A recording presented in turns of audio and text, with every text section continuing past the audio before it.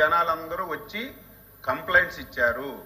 ఇచ్చిన కంప్లైంట్స్ లో ఎక్కువ మంది ఏదైతే మంత్రి గారు పేరు చెప్పారో ఆ పేరు మీద ఇచ్చారని చెప్పి ఆ రిపోర్ట్ చదువుతుంటే గందరగోళం.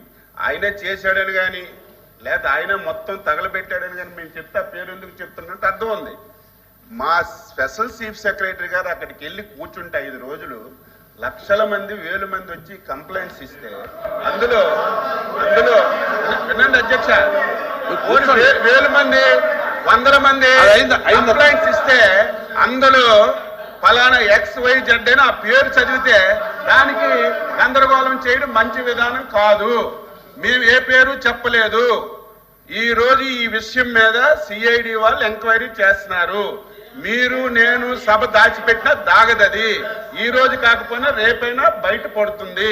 కాబట్టి మీరు ఎవరూ ఆందోళన చెందవలసిన అవసరం లేదు. తప్పు చేయని వాడి మీద ఈ ప్రభుత్వం ఏమీ చెయ్యదు.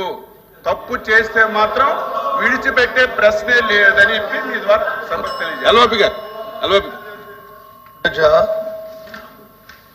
రెవెన్యూ మంత్రి గారు కానీ లేకపోతే ఇప్పుడు అగ్రికల్చర్ మినిస్టర్ గారు మాట్లాడారు.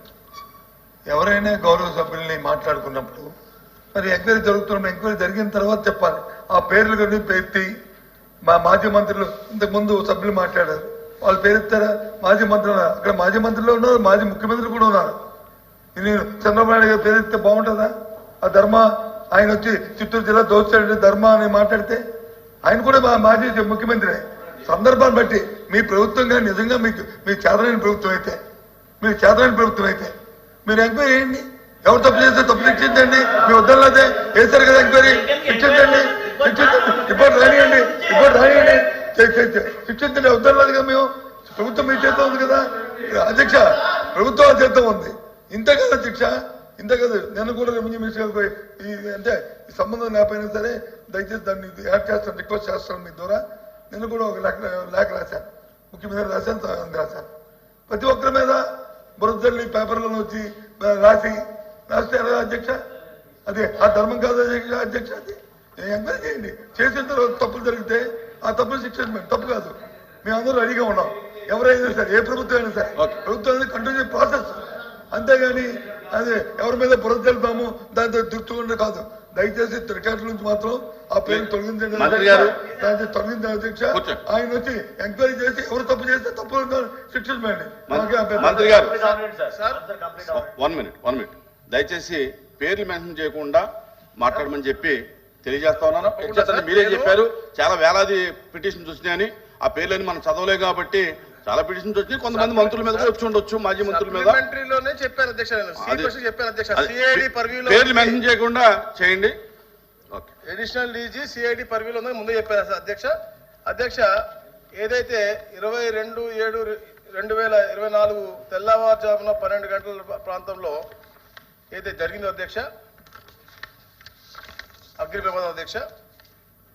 తర్వాత అధ్యక్ష మా నాయకులందరూ కూడా అక్కడికి వెళ్ళటం, DGP గారు అవ్వచ్చు, మా స్పెషల్ CS గారు అవ్వచ్చు, అక్కడికి వెళ్ళిన తర్వాత తేల్చేది క్లియర్గా ఘటన జరగడానికి ఎట్టి పరిస్థితుల్లో కూడా మన ఎలక్ట్రిక్ షార్ట్ సర్క్యూట్ అనేది జరగలేదు.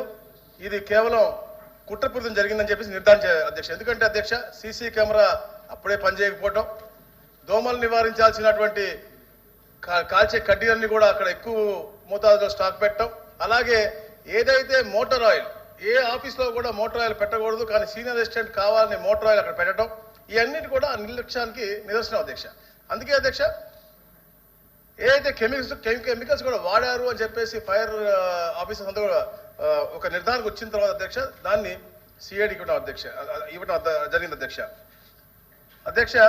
ఈ ఘటన జరిగిన తీరుపై ప్రాథమికంగా అంచనా ప్రకారం మాజీ RDO MS Murali, P Ramachandra Reddy, అంటే ఈ పేరు చెప్పచ్చు అధ్యక్ష, అది కూడా చెప్పకూడదు అధ్యక్ష, అలా అడగడం అధ్యక్ష. PA తుకారాం ఆదేశాల మేరకు గౌతమ్ తేజ్ నాయుడు ఫైలు దహనం చేశారని చెప్పేసి తేలింది అధ్యక్ష. వీరంతా మాజీ మంత్రి గారి అనుచరులు.